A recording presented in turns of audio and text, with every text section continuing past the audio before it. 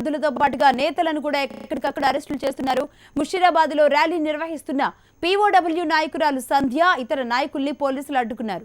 వారిని అరెస్ట్ చేసి పిఎస్ కు తరలించారు. అరెస్టులతో ఉద్యమాలను ఆపలేరని సంధ్య పేర్కొన్నారు.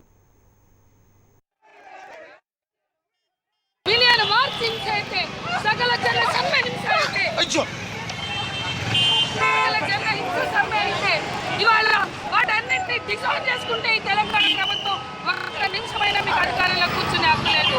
ఇవాళ తెలంగాణ ఉద్యమాన్ని మీరు తెలంగాణ ఉద్యమాలు డిసైడ్ చేసుకుంటే ప్రజలు కూడా మిమ్మల్ని చేసుకుంటారని మేము చెప్పదలుచుకున్నాం.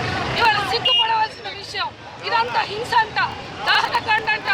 ఆనాడు తెలంగాణ ఉద్యమంలో ఉద్యమాలన్నీ దహనకాండ, హింస, విధ్వంసకాండ అయితే మరి దాంట్లో కేసీఆర్, కేటీఆర్, హరీష్ రావు, కవిత వీళ్ళందరూ కూడా ఉన్నారు కదా.